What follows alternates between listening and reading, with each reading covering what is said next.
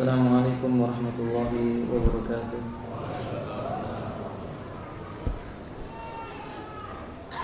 Innal hamdalillah nahmaduhu wa nasta'inuhu wa nastaghfiruh. Wa na'udzu billahi min shururi anfusina wa sayyiati a'malina. Man yahdihillahu fala mudilla lahu wa man yudlilhu fala hadiya lahu. Asyhadu an la ilaha illallah wahdahu la syarika lahu wa asyhadu anna Muhammadan abdullahi wa rasulullah. Allahumma shalli ala Muhammad wa ala alihi wa ashabihi wa man tabi'ahum bi ihsan ila yaumiddin, amma ba'du. Ya ayyuhalladzina amanu taqullaha haqqa tuqatih wa la tamutunna illa wa antum muslimun. Wa ba'du fa inna asdaqal hadithi kitabullah wa khairal hadi hadi Muhammadin sallallahu alaihi wa alihi wasallam wa syarrul umuri muhdatsatuha inna kulla muhdatsatin bid'ah wa kulla bid'atin dhalalah wa kulla dhalalatin finnar. Berikut ini ikhwati rahimani wa rahimakumullah, beberapa kekeliruan yang berkaitan dengan perkara jenazah. Ikhwah fillah, Allah berfirman, alladzi khalaqal mauta wal hayata liyabluwakum ayyukum ahsanu amala. Zat yang menciptakan mati dan hidup agar ia menguji kalian siapa di antara kalian yang paling baik di dalam beramal. Mati sesuatu yang pasti. Nabi mengajarkan kita harus sering-sering mengingat mati. Aksiru dzikra hadimul ladzat. Qila wa ma hadimul ladzat ya Rasulullah? Qala alaihi salatu wassalam al-mautu. Perbanyak oleh kalian mengingat penghancur kelezatan dunia. Beliau ditanya, apakah yang menghancurkan kelezatan dunia ya Rasulullah? Beliau berkata, kematian. Beliau juga mengatakan, kuntu nahaitukum an ziyaratil kuburi. Dulu kularang kalian untuk menziarahi kuburan.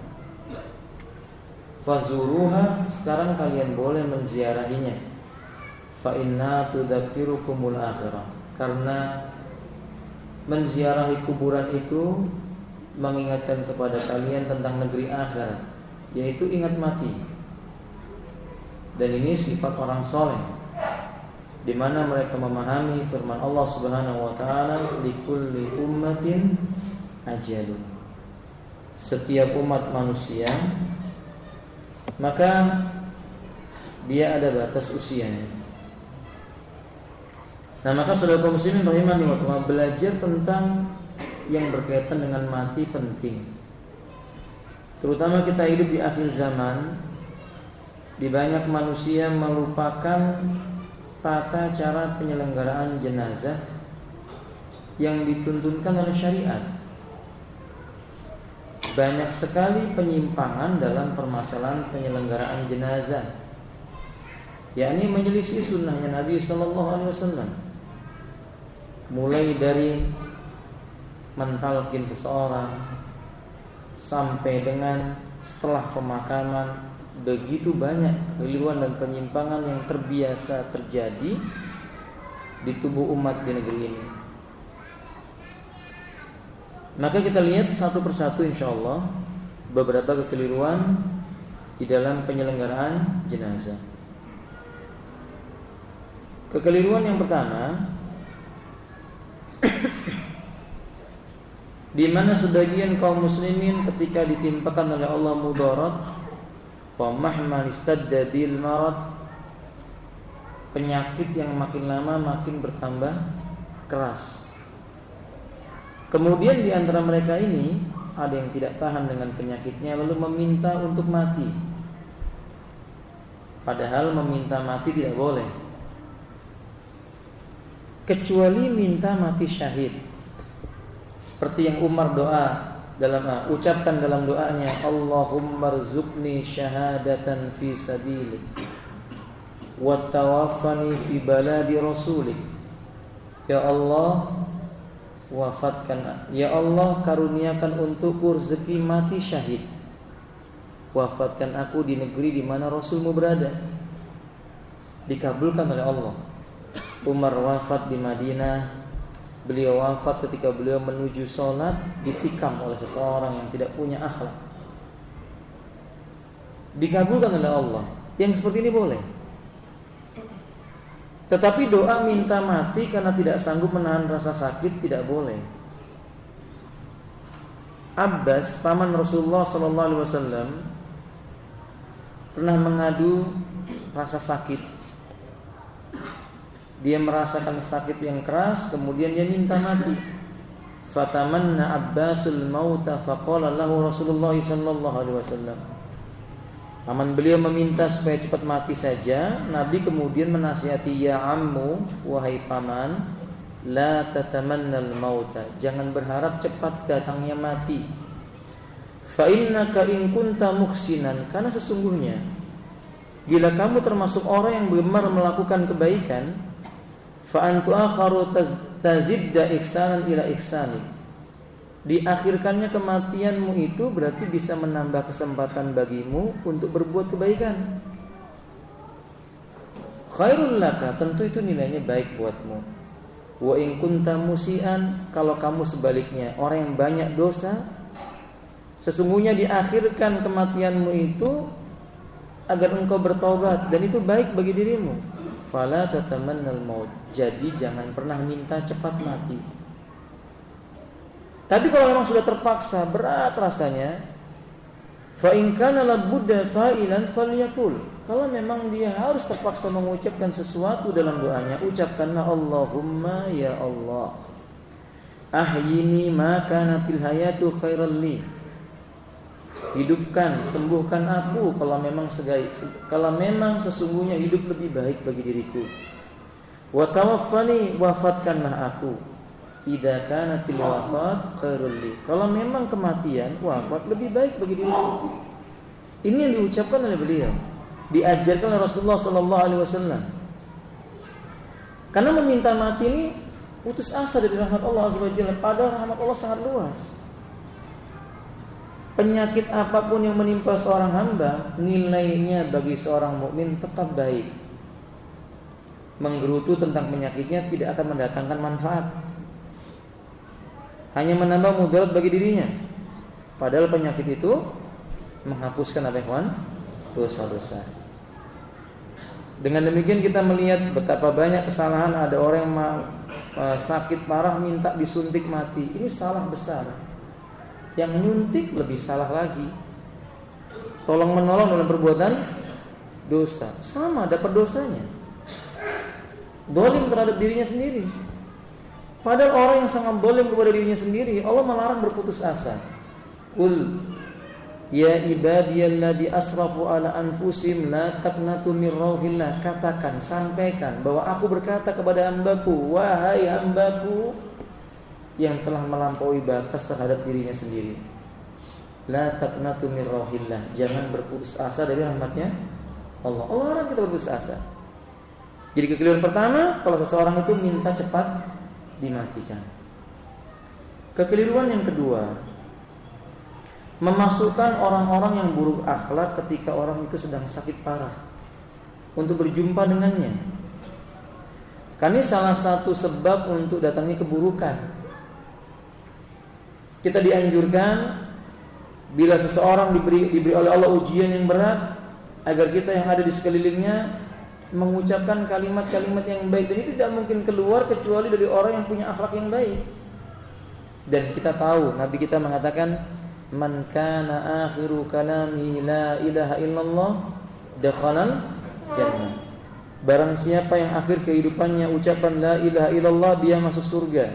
Kalau orang-orang yang buruk akhlak, ketika orang sudah mau meninggal dunia, dia ajak cerita tentang dunia.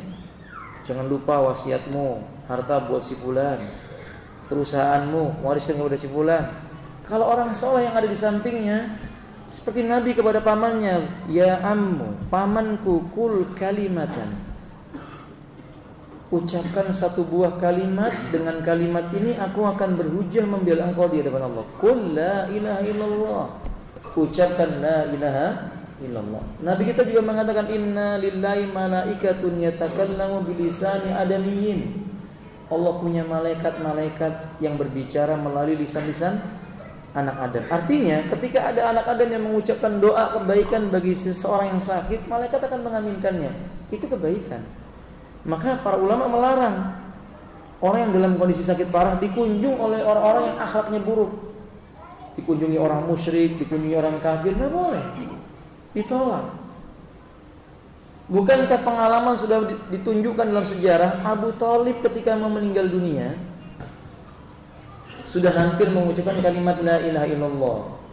Tapi karena di sekelilingnya ada Abu Jahal, orang-orang yang gemar kepada kemusyrikan, sehingga mereka berkata atarghabu millata Abdul Muttalib, atarghabu millata Abdul Muttalib, apa kamu membenci ajarannya nenek moyangmu Abdul Muttalib? Hanya karena ucapan itu tumbuh semangatnya Abu Thalib untuk tetap berpegang dengan agama kesyirikannya. Naudzubillah. Akhirnya dia tidak mengucapkan kalimat la ilaha illallah. Jadi jangan biarkan orang yang akhlaknya buruk, agamanya jelek mendekati orang-orang yang sedang dalam keadaan hampir sakaratul maut. Mestinya orang-orang yang soleh supaya bisa memberikan ajakan mengucapkan kalimat la ilaha illallah. Ketiga, mentalkin dengan sesuatu yang tidak dituntunkan oleh Rasulullah. Bapak-bapak, saudaraku kaum muslimin dan muslimah rahimani wa rahimakumullah, kita percaya dengan firman Allah Subhanahu wa taala, laqad kana lakum fi Rasulillahi uswatun hasanah. Sungguh bagi diri kalian pada diri Rasulullah itu ada suri tauladan yang baik. Liman kana yarjullaha wal yawmal akhir wa dzakarallaha katsiran.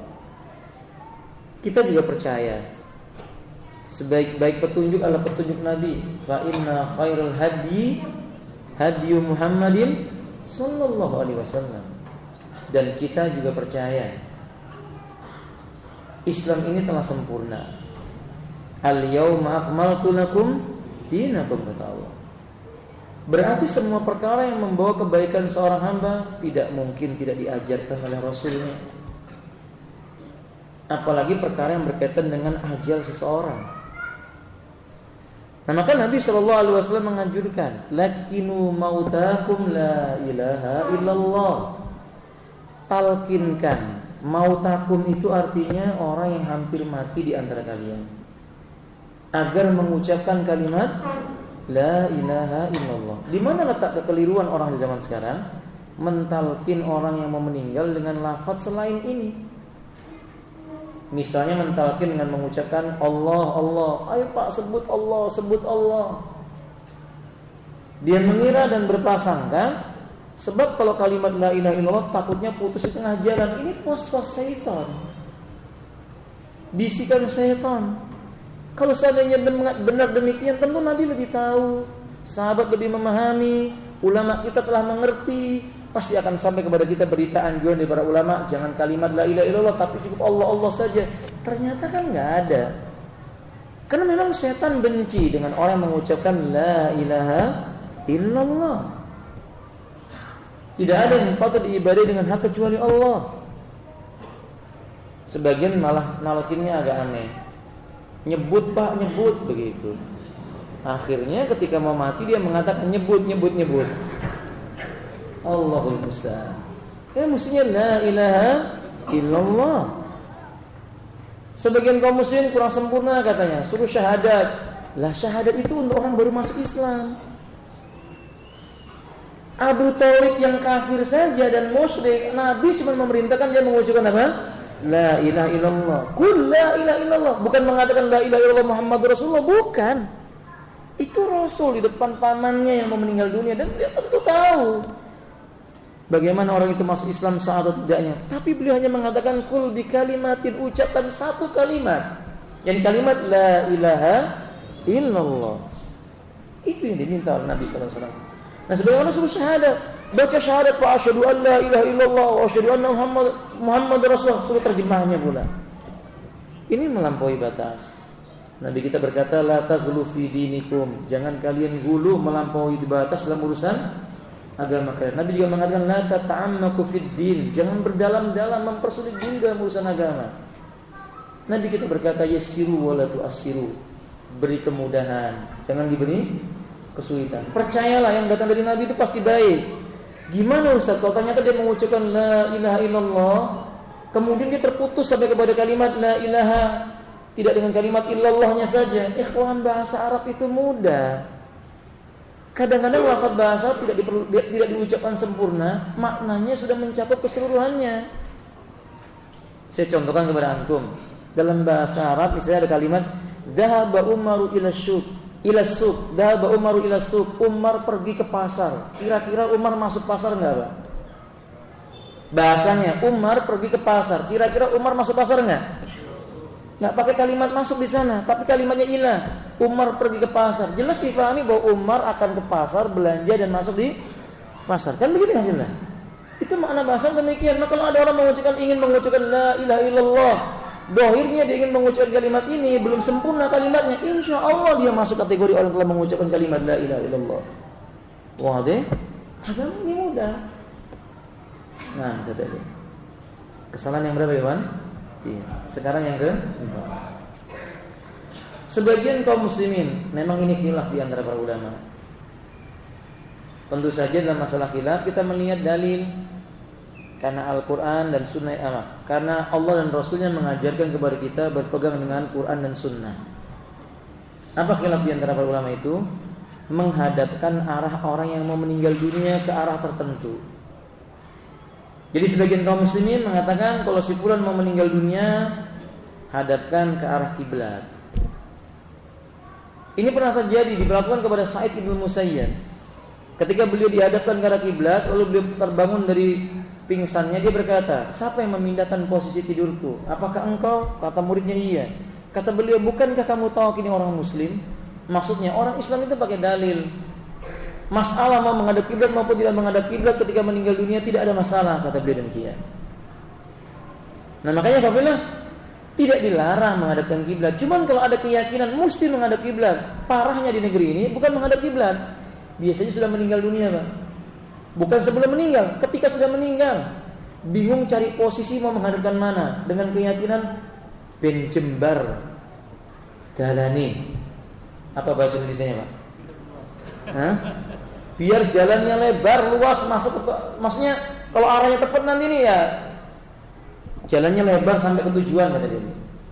Sehingga bingung cari arahnya mana, ini putar sana, putar sini.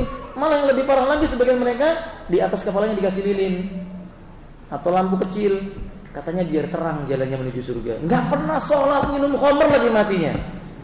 Dikasih lilin pun bagaimanapun enggak akan terang. Apalagi mati dalam keadaan kafir. Maka saudara kaum muslimin yang seperti ini perlu diluruskan. Ini keliru. Man amila amalan laisa alaihi amruna fahuwa raddun. Barang siapa mengerjakan amal yang amal tersebut tidak ada contohnya di kami, maka dia tertolak. Itu keliru. Yang kelima, talqinul mayyit biyasin. Ditalqinnya mayit dengan surat Yasin. Hadis yang ada itu pun dhaif dari riwayat Imam Tirmidzi dari Anas bin Malik. Nabi mengatakan dalam riwayat itu disebutkan oleh saya. Dalam itu disebutkan lakinu mautakum Yasin. Talkinkanlah untuk orang yang mau mati di antara kalian surat itu, yang mau mati di negeri kita yang sudah mati, yang ditalkin yang sudah mati, didekatkan di telinganya, dibacakan. Semasa hidupnya nggak pernah dibacakan surat Yasin di telinganya. Nah keyakinan seperti ini butuh adanya hujah, adanya dalil. Jangan lagi kita berkata kan yang penting niatnya baik. Akhi, Imam Malik pernah mengatakan, kam min muridi bi khairin lam yusiba. Berapa banyak orang punya niat baik, tapi niat baiknya nggak cukup untuk mendapatkan kebaikan. Niat baik tidak cukup untuk memperoleh kebaikan. Atau dengan kata lain, kebaikan itu tidak cukup diukur dari niatnya saja. Ada yang lainnya. alat untuk mengatakan itu dia disebut sebagai perkara yang baik. Alat itu adalah benar menurut aturan Allah dan Rasulnya. Benar menurut aturan Allah dan Rasulnya. Nggak cukup dengan sekedar niat baik, tidak cukup. Ya ikhwati rahimanillah. Sedekah dengan harta dari mencuri, baik nggak ya alhamdulillah? Antum jujurlah, baik nggak? Jadi orang misalnya koruptor, ente jangan salah, saya memang koruptor, tapi uangnya buat bikin masjid. Nah gimana kira-kira? Saya koruptor ini niatnya bikin masjid, saya korupsi niatnya buat bantu orang jihad, baik nggak ini? Ya nggak baik, nggak baik. Antum jangan niru Robin Hood ya. Siapa itu Robin Hood itu? Nggak tahu. Nyuri untuk sedekah. Enggak ada dalam Islam, enggak ada. Dalam Islam itu ada kaidah, innallaha thayyibun la yaqbalu illa thayyiban. Allah itu zat yang maha baik, tidak akan menerima kecuali dari sesuatu yang baik. Jalannya harus benar. Niatnya juga harus benar. Sama demikian dalam masalah ini, ketika membaca surat Yasin untuk orang yang mati, kita butuh dalil. Adakah sahabat melakukan? Imam yang 4 menganjurkan? Siapa di antara mereka yang mencontohkan? Begitu. Kalau enggak, sudah cukuplah yang dicontohkan oleh Nabi. Terlalu banyak kita kerjakan yang datang dari Nabi itu sampai usia kita habis. Semua yang ada pada Nabi belum habis kita kerjakan. Sunnah Nabi yang sekian banyak adanya itu kita amalkan belum tuntas. Usia kita sudah habis. Maksudnya kaum muslimin rahimani wa rahmatullah. Jadi jangan lakukan yang demikian hanya karena dasar niat baik saja, tapi perlu contoh. Tentu Quran diturunkan kepada Nabi. Apakah ada orang mati di zaman Nabi? Banyak. Paman Nabi Hamzah meninggal di medan Uhud. Khadijah bintu Khuwailid, istri kesayangan Nabi, meninggal pula. Demikian pula sahabat-sahabat mulia Utsman ibn Maz'un, sampai-sampai meninggalnya Utsman ibn Maz'un membuat Nabi meneteskan air mata. Putranya Nabi yang bernama Ibrahim meninggal dunia, tapi tidak kita jumpai Nabi membacakan surat untuk jenazahnya.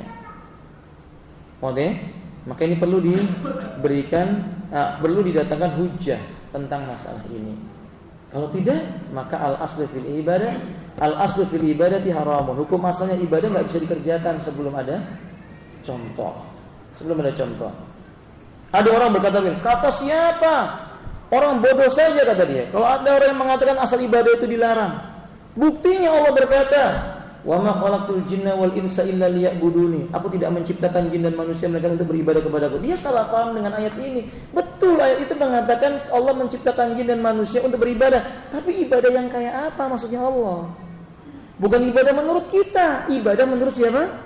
Allah Subhanahu wa taala. Coba antum lihat dalam riwayat Imam Bukhari, ada seorang lelaki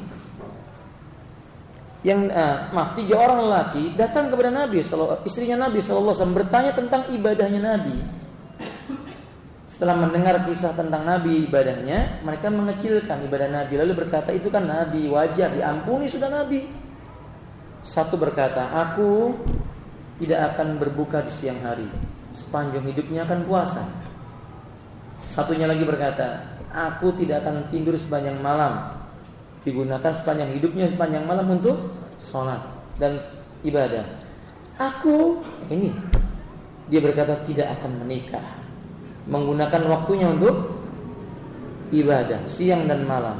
Yang ketiga lebih parah ini. Nah, saudara kaum muslimin rahimani wa rahimakumullah, tiga-tiganya punya niat baik. Iya atau tidak, Evan? Nah, ketiga-tiganya punya niat baik. Tapi apakah ibadah yang seperti itu oleh Nabi disukai? Tidak. Tiba-tiba Nabi datang menjumpai mereka dan berkata, antumul ladina taquluna kada wa kada. Antumul ladina yaquluna kada wa kada. Kalian ke orangnya yang telah mengatakan begini, begitu, seperti ini, seperti itu. Mereka menjawab, benar ya Rasulullah. Ana atqakum ilallah wa akhshakum ilallah. Aku Nabi, dibandingkan kalian lebih takwa dan lebih takut kepada Allah. Artinya Nabi itu lebih bertakwa dan lebih takut dibandingkan manusia biasa kepada Allah Subhanahu wa taala. Kata Nabi, aku kadang puasa, kadang berbuka. Enggak puasa terus. Aku tidur di sebagian malam dan aku bangun di sebagian malam. Bukan terjaga sepanjang malam. Aku menikah, kata Nabi. Barang siapa membenci jalan hidupku, maka dia bukan golonganku. Berarti Nabi ingkari niat orang itu untuk baik berbuat apa? Ibadah, diingkari. Nah, makanya saudara muslimin rahimani wa rahimakumullah. Ada lagi Nabi menceritakan dalam riwayat Imam Bukhari. Ada seorang lelaki berkata kepada putranya, "Nak, nanti kalau seandainya aku mati, bakar jasadku. Taburkan di gunung supaya tertiup angin. Di pinggir pantai tertiup angin. Di padang pasir supaya terhambur semuanya." Lalu dia mengatakan, "Kalau seandainya Allah sanggup mengumpulkan jasadku, maka dia akan mengumpulkannya." Berarti kan orang ini ragu-ragu. Berarti orang ini apa?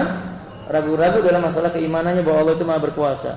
Tapi yang lebih daripada itu, alhamdulillah rahimanillah, dia beribadah dari segi apa? Khosyah, rasa takut. Tapi dengan cara yang bertentangan dengan syariat. Diampunnya dan dimaafkannya orang ini oleh Allah Ta'ala. Dalam hadis disebutkan Allah tersenyum melihat orang ini, kemudian Allah memasukkan surga. Bukan karena ibadahnya, tapi karena kebodohan dia dan ketidaktahuan dia, dibarengi rasa takutnya kepada Allah. Tapi ibadahnya yang dia lakukan dengan cara seperti itu dikritik, nggak benar. Nabi mencontohkan itu contoh yang salah. Alhamdulillah. Nah, cukup dengan niat baik. Nah, kadali. Maka yang berkaitan dengan masalah membaca Yasin dan semisalnya tadi itu perlu diluruskan. Adakah dalilnya di Quran maupun tidak? Kalau tidak ada ya kita tinggalkan. Ternyata nggak ada. Kekeliruan yang berikutnya, menunda-nunda penyelenggaraan jenazah. Padahal Nabi kita berkata, asri'u bil janazati, segerakan penyelenggaraan jenazah itu. Sampai dalam rangka mempraktekkan hadis ini, ketika para sahabat menjumpai seorang wanita budak yang biasa menyapu masjidnya Nabi meninggal di malam hari, dimakamkan oleh para sahabat malam itu juga. Nabi tidak diberitahu. Selesai salat subuh Nabi mencari wanita itu ada di mana. Maka para sahabat mengatakan telah meninggal dunia. Mengapa tidak engkau beritakan kepadaku? Kata para sahabat, sudah malam dan kami tidak ingin mengganggumu. Nabi tampak wajahnya tidak suka. Lalu kemudian Nabi SAW minta ditunjukkan kuburnya. Lalu beliau sholat ghaib di atas kubur tersebut. Yang kita ingin ambil saksi dalam hadis ini adalah bagaimana para sahabat ingin menyelenggarakan jenazah itu dengan segera, bukan ditunda. Di dalam riwayat Imam Abu Dawud dan yang lainnya, orang yang meninggal dunia dari kalangan kaum muslimin itu rindu dengan janjinya Allah Ta'ala. Idza qubida ruhun, ruh kalau sudah dicabut dari jasadnya. Lalu kata Nabi sallallahu alaihi wasallam, qabidul malaikatu hatta yas'adu ila sama, diangkat oleh malaikat dibawa naik ke langit. Dibukakan pintu langit, diselimuti dia dengan sutra dari surga. Baunya sangat semerbak. Ketika masuk pintu langit, penduduk langit berkata, "Ruh man hadza kana raihatu kal miski." Ini ruhnya siapa? Baunya wangi seperti kasturi, karena dia orang beriman. Lalu terdengar suara dari langit yang paling tinggi, "Shadaqa abdi, hambaku jujur benar.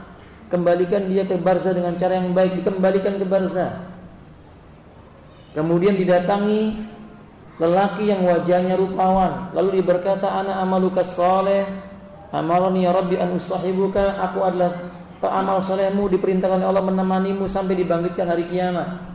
Lalu pagi dan petang ditampakkan tempatnya di surga. Tiap hari pagi petang ditampakkan surganya. Berarti dia rindu. Kemudian kuburnya diluaskan seluas mata memandang. Kama qala alaihi salatu wasallam. Maka orang mukmin itu kalau meninggal dunia sebenarnya dia rindu.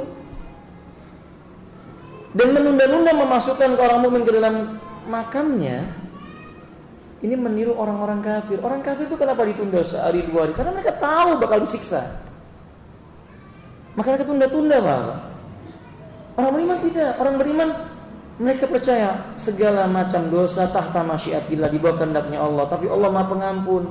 Dan orang beriman tetap akan dapat kebahagiaan, cepat maupun lambat. Nah, maka saudara muslimin, salah menunda-nunda penyelenggaraan jenazah. Kesalahan yang berikutnya, ikhwati rahimani wa rahimakumullah, yakni niyahah atau sakul jayub, darbul hudud, raf'us saut. Ketika ada orang meninggal dunia, anggota keluarganya berteriak-teriak, memukul pipi, merobek-robek pakaiannya, meratapi mayit. Rasulullah sallallahu alaihi wasallam bersabda, arba'un min umuril jahiliyati allati lam yatrukunna ummati. 4 perkara umatku sulit sekali meninggalkan, padahal perkara ini adalah perkara jahiliyah. Al-fakhru fil ahsan, bangga kepada keturunan. Wa ta'nu fin nasab, mengecilkan nasab atau mencela nasab. Yang ketiga, Nabi SAW menyebutkan an-niyaha, yaitu mencela meratapi mayit. Nah, 4 perkara atau 3 perkara tersebut adalah perkara yang sangat disebutkan oleh Nabi bagian daripada kejahilian. Tapi kita jumpai di dalam tubuh umat ini banyak di antara kaum muslimin mereka niyaha, meratapi si mayit, menangis meraung-raung. Padahal dalam riwayat Imam Muslim Nabi menyebutkan an-naihatu idza lam tatub qabla laqiyal maut, atau kama qala alaihi wasallam, orang yang meratapi si mayit sebelum mati menjumpainya dia belum tobat, atau ketika mati menjumpainya dia belum tobat, maka Allah akan memakaikannya mantel dari kudis penghuni neraka. Naudzubillah. Dalam riwayat yang lain, pakaian dari timah api neraka. Naudzubillah min dzalik. Makanya tidak boleh meratapi mayit, tidak boleh. Menangis boleh, tapi meratapi dengan memukul pipi bukan bagian dari ajaran Islam. Meniru mereka termasuk perkara yang mungkar. Wallahu a'lam bishawab. Kemudian yang berikutnya, hafilah rahimani wa rahimakumullah, tentang penyelenggaraan jenazahnya, mengantarkan jenazah dengan cara-cara yang tidak disukai oleh syariat. Misal mengantarkan jenazah pakai foto yang besar. Pernah melihat begini, Wan? Pernah nggak? Fotonya dikasih yang besar begitu. Di mana letak kesalahannya? Nanti silakan baca tafsir firman Allah dalam surah Nuh ketika Allah menyebutkan la tadarunna wa qalu la tadarunna alihatakum wa la tadarunna wadda wa la suwa wa la yaghus wa ya'uq wa nasra. Pembesar-pembesarnya kaumnya Nuh berkata, jangan tinggalkan sesembahan-sembahan kalian yang kalian bisa sembah. Wad, Suwa, Yaghus, Ya'uq, Nasr, jangan ditinggalkan. Kata Ibnu Abbas menafsirkan ayat ini, hadi asma rijalin solihina fi ahadihim, atau kama qala radhiyallahu ta'ala. Ini adalah nama-nama orang soleh yang hidup di zaman mereka. Ketika orang soleh ini meninggal dunia, setan berbisik, ini orang soleh, kenang jasanya, maka dijadikanlah tempat-tempat duduknya tempat berkumpul, sekedar kumpul-kumpul, Pak. Setan berbisik lagi, nggak cukup, kamu harus buat apa?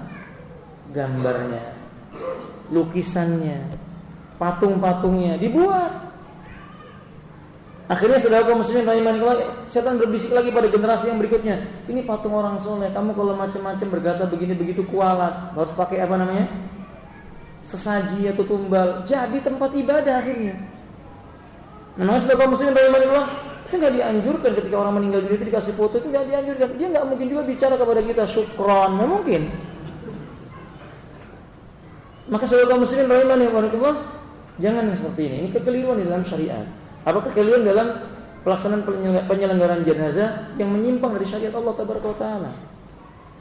Nah, sebagian mereka mengatakan jenazah meniru orang-orang Nasrani. Bagaimana itu? Menggunakan sirine. Mengantarkan jenazah, dalam kitab Ahkamul Janaiz diterangkan termasuk perkara penyimpangan yang terjadi di zaman sekarang, mengantarkan jenazah menggunakan kereta atau mobil yang diberi sirine. Coba kita renungkan hadis Nabi yang mengatakan demikian. Dari Hudzaifah bin Yaman menyebutkan, nahana Rasulullah sallallahu alaihi wasallam 'anil na'i. Nabi kita melarang dari na'yu. Na'yu itu artinya memberitakan kematian di tempat yang tinggi sambil berteriak, telah meninggal fulan bin fulan, innalillahi wa inna ilaihi raji'un. Dilarang oleh Nabi. Teriakan-teriakan memberitahu tentang kematian yang seperti ini dilarang oleh Nabi. Kenapa? Yusbihu bil majus wal yahud wan nasara. Menyerupai orang kafir, Yahudi, Majusi dan Nasrani. Lihat bagaimana cara Nabi mengumumkan kematian. Nabi mengumumkan dengan mendatangi orang per orang ketika lewat, si fulan wafat, mari kita salatkan. Si fulan wafat, mari kita salatkan. Tidak diumumkan di tempat yang tinggi dan keras. Sekarang malah diberitahu kalau jalan minggir semua karena ada mayit yang mau apa? Lewat. Mayit mengalahkan yang hidup. Ustaz, kan ada hadis dalam riwayat Imam An-Nasai, kalau jenazah itu lewat kita diam berdiri, yang duduk berdiri. Sudah mansuh hukumnya, diterangkan dalam kitab Ahkamul Janaiz. Hukum menghormati jenazah dengan berdiri mansuh hukumnya, mansuh. Nabi pernah lewat di hadapannya jenazah, Nabi mengatakan dia ahli surga. Enggak berdiri, cuma berkata begitu. Nah, makanya saudara muslim rahimani Allah, kita perlu memahami dengan baik. Belum lagi sebagian kaum muslimin, mohon maaf ini Bapak, ugal-ugalan ngantar jenazah itu bukan ingat mati, tapi malah apa? Ugal-ugalan. Motornya dikenceng-kencengkan kendaraannya sambil bendera kematiannya kayak mau pawai saja. Inilah. Nah, saudara kaum muslimin rahimani Allah, cobalah kita memikirkan bahwa kita diperintahkan oleh Allah Subhanahu wa taala dan Rasulnya untuk mengingat mati, mengantarkan jenazah itu kita ingat mati. Kapan ya kita seperti orang ini dipikul, nggak bisa jalan sendiri, dimasukkan kubur, diinjak-injak oleh orang? Kapan kita seperti itu? Begitu mestinya. Tapi kekeliruan itu dianggap biasa aja, sudah jamak. Nasallallahu taala as-salamah wal afiyah. Yang terakhir, saudara kaum muslimin rahimani Allah, di antara kekeliruan kaum muslimin dalam menyelenggarakan jenazah, ya ini kekeliruan ketika dikubur. Seperti A masuk ke kubur memakai sendal.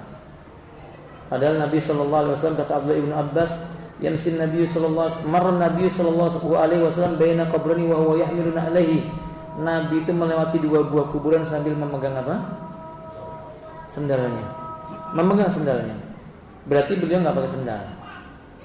Masuk ke kuburan tidak membaca doa, berdoa kepada Allah untuk si mati. Kalau kita berdoa, kalimat belakangnya nggak dibawa. Bawa apa kalau kita mau masuk ke kuburan? Apa yang kita baca, Pak? Assalamualaikum ya ahlad diyar wa inna insyaallah bikum lalahikun. Ada kalimat lalahikun. Salam sejahtera, semoga Allah limpahkan kepada kalian wahai penghuni kuburan. Sebentar lagi kami akan menyusul kalian. Ini nggak dipakai ini, Pak.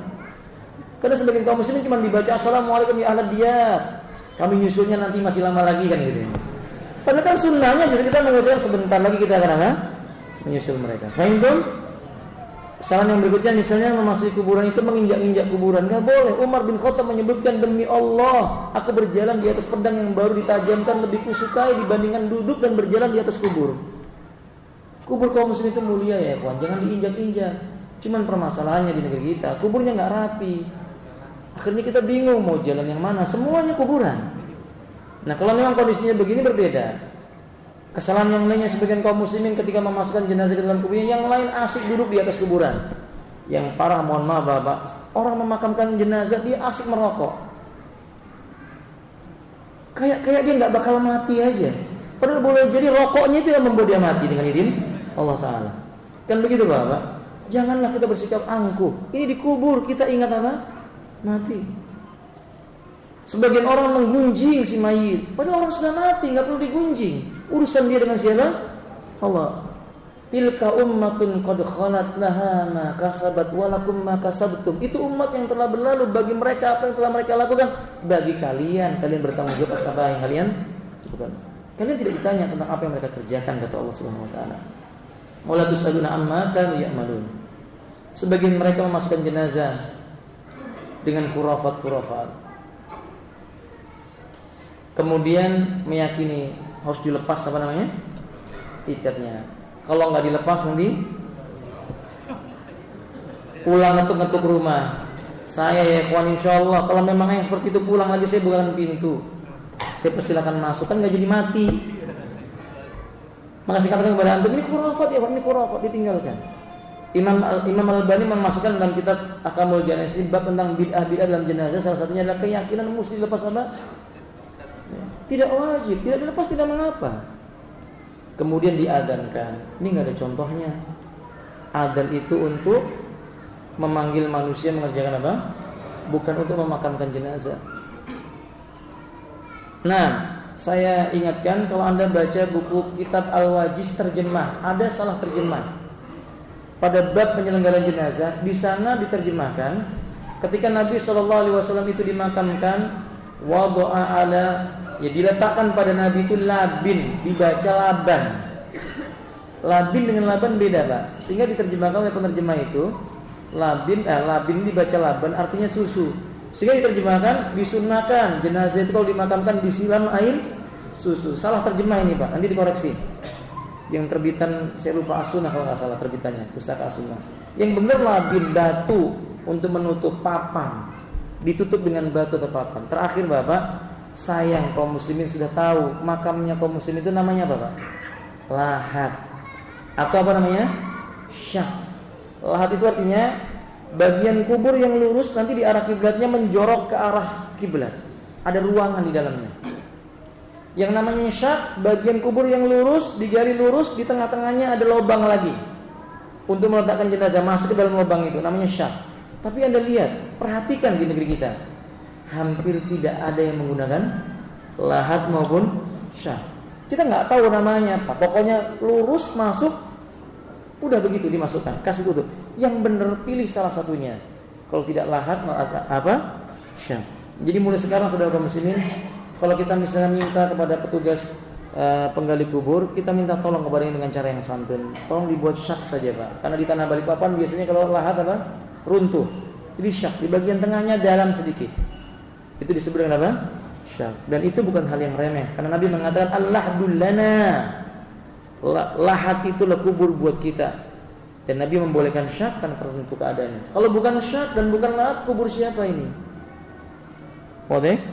Nah, mudah-mudahan yang sedikit ini bermanfaat. Insya Allah kita lanjutkan di pertemuan yang lain. Sudah masuk waktu sholat isya. Mohon maaf apabila ada salahnya. Wa akhiru da'wana alhamdulillahirabbil alamin. Subhanakallahumma wa bihamdika asyhadu an la ilaha illa anta astaghfiruka wa atubu ilaik. Assalamualaikum warahmatullahi wabarakatuh.